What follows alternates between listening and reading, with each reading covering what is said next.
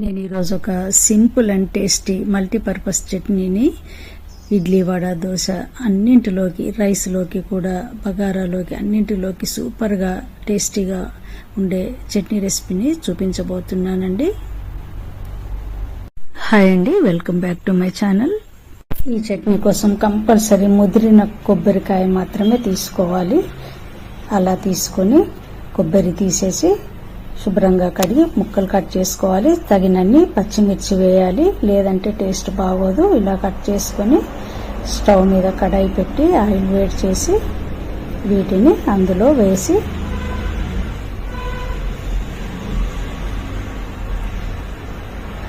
మూత పెట్టేసేయాలి. ఒక నిమిషం తర్వాత మూత తీసి బాగా ఫ్రై చేయాలి. స్టవ్ ఫ్లేమ్ సిమ్లో పెట్టి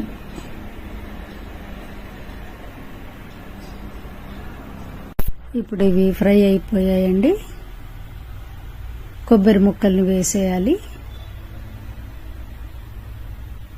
ఇలా కలుపుతూ ఫ్రై చేయాలి. ఒక 2 నిమిషాల వరకు మనము వీటిని స్టవ్ ఫ్లేమ్ సిమ్లో పెట్టి ఫ్రై చేసుకోవాలి. ఎక్కువగా ఫ్రై చేయకూడదు, కలర్ చేంజ్ కాకూడదు. చూశారు కదా, ఇప్పుడు ఇవి ఫ్రై అయిపోయాయి, తీసేస్తున్నాను.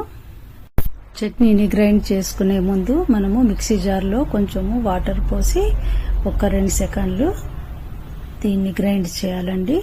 కొద్దిగా జారు నీట్గా క్లీన్ అవుతుంది. పచ్చిమిర్చి, కొబ్బరి ముక్కల్ని మిక్సీ జార్లో వేస్తున్నాను. నూనె లేకుండా నూనె పక్కకనేసి ముక్కలన్నిటిని మిక్సీ జార్లో వేసుకోవాలి.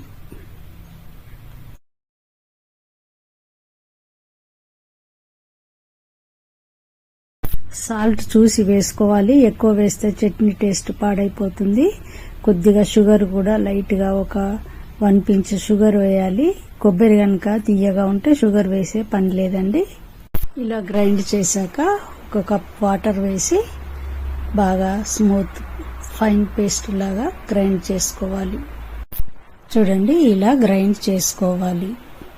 చట్నీలో తాలింపు కోసము స్టవ్ మీద కడాయి పెట్టి ఆయిల్ వేడి చేశాను. కొద్దిగా పల్లీలు వేయాలి.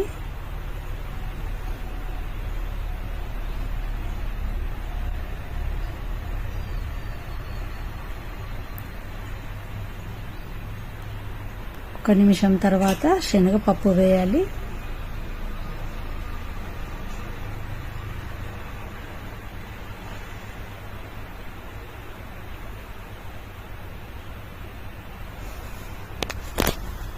కొద్దిగా మినప్పప్పు కూడా వేయాలి.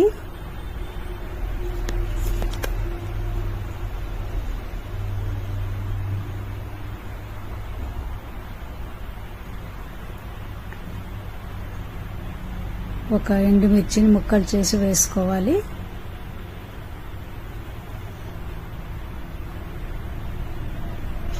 కొద్దిగా ఆవాలు, జీలకర్ర కొంచెం వేసి కొద్దిగా ఫ్రై కావాలి. గోల్డెన్ బ్రౌన్ కలర్ రావాలి. పచ్చిమిర్చి సన్నగా తరిగినవి వేసుకోవాలి.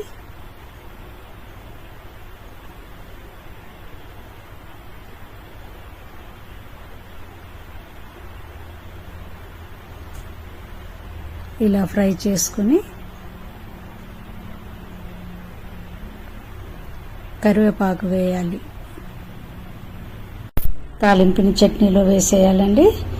అంతేనండి, మల్టీపర్పస్ కోకోనట్ చట్నీ ఎంతో టేస్టీగా చేశాం కదా. Thank you for watching. Please like, share and subscribe.